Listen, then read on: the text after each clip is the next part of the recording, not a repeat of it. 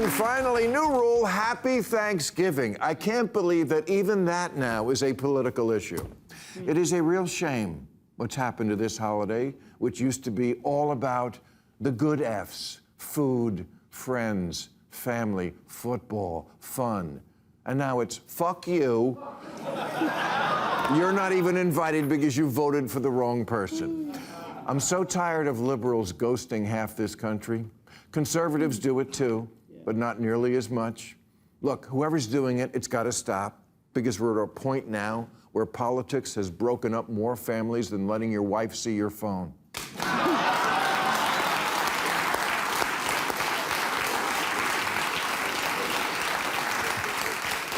Now, on the liberal side, there's two camps now. The we need to keep talking to people wing and the go no contact wing. That's what they call it now, go no contact. This belief that Trump voters, even if it's your own parents, are too deplorable for human contact and must be cut off. You know, like Scientologists do to suppressive people. A former speechwriter for Obama named David Litt wrote an op-ed this year called, "Is it time to stop snubbing your right-wing family?"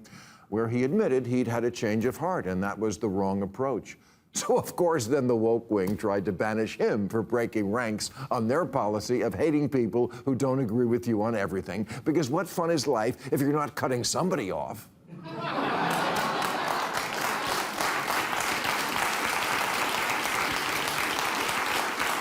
Mr. Litt asked the question, what has all this banishing accomplished?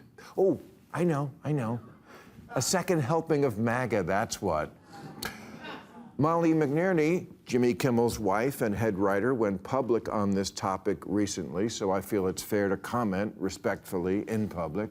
She says she's lost relationships with relatives because she wrote them an email before the election with 10 reasons why they shouldn't vote for Trump, and some still didn't obey. So, you know.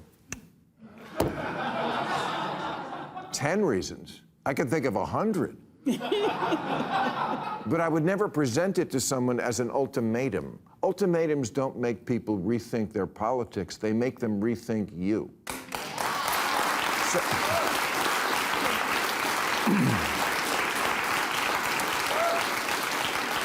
Somewhere along the way, my values became code for I'm the only one with a moral compass. You know what would have been a better exercise? Write a top 10 list to yourself where you try to imagine 10 reasons why 77 million Americans didn't want to trust you with taking power. And I say that as someone who votes Democratic. As I like to remind my very pure friends, we voted for the same person. You're just why she lost.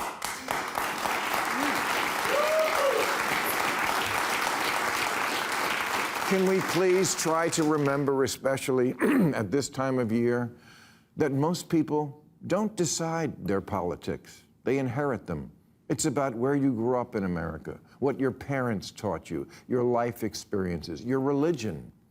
Marjorie Taylor Greene of Georgia was here recently, and I was amazed by the number of people who reached out after the show to say, wow, I kind of like her. Yeah, that's been my line for a while. Everyone's a monster till you talk to them.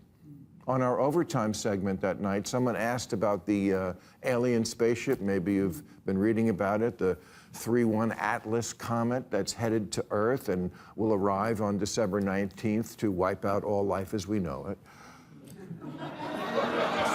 It's a joke, don't worry. And when I quoted people in our own Defense Department who had said, well, hold on, what you think might be aliens actually could be fallen angels or demons.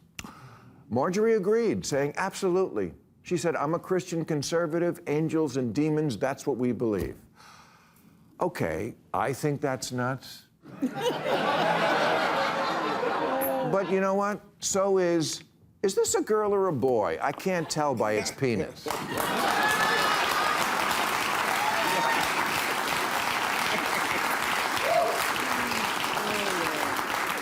I'm not going to go through wokeism's greatest hits now, but, you know, the safetyism, the open borders, queers for Palestine, whatever this was.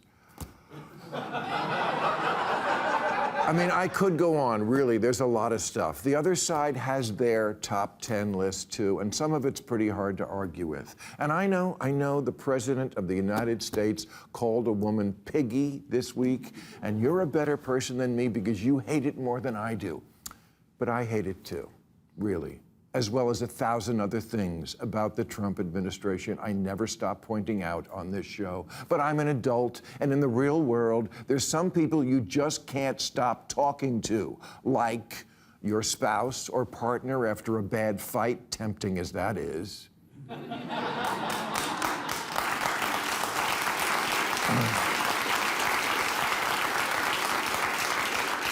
Like your dick of a boss, like your family, and like the President of the United States. This is so childish, so purely emotional. The people who got all butthurt because I had dinner with them, you know, because he's Hitler. Except he's not. So unhelpful and dumb. Trump is the most supportive president Israel and the Jews ever had. You know, every year I used to ask Larry David to do real time, and he'd always say, Bill, I can't. I'm not smart enough about politics to do your show. Yeah, I get that now.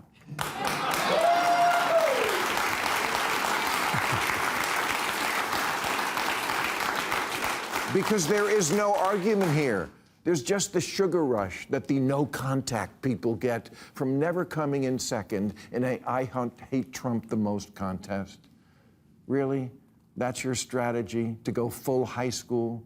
And tell the guy with all the power he can't sit with you at the lunch table? To borrow a phrase familiar to HBO viewers, you are not serious people.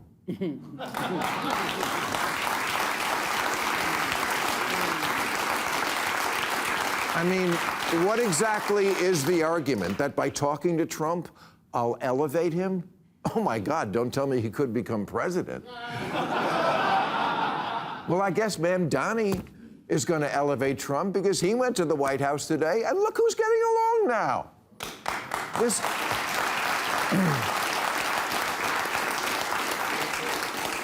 This guy, MBS, was at the White House this week. Biden thought he could cut him off, but a year later he found out he couldn't. There's no perfect way to deal with Trump, but not engaging is for sure nothing. Axios wrote a column in August entitled 11 Ways to Influence Trump, based on many interviews with people who have done that. Number 8, get face-to-face. The trick is getting in the room, away from cameras and social media. Trump will say or write horrible things, but rarely in person, one-on-one, where he comes off kinder, more interested, less erratic. Exactly. And there's a bunch of examples of this, most recently the CEO of Intel, who Trump was hating on, but then he met in person and now he's a great guy. Trump was gonna send the National Guard to San Francisco, but somebody talked him out of that. Kim Kardashian, for fuck's sake, convinced him to sign legislation. Don't you get it? Do you really not get it at this point? Everything with him is done through personal relationships. He's a people guy. Trust me, he's not at home at night poring over the briefing books. This is government by people is saying. If anything, we need more people like me having dinner with him. You complain he's surrounded by ass-kissers, but your strategy is to make sure no one but ass-kissers are around him. You are not serious people.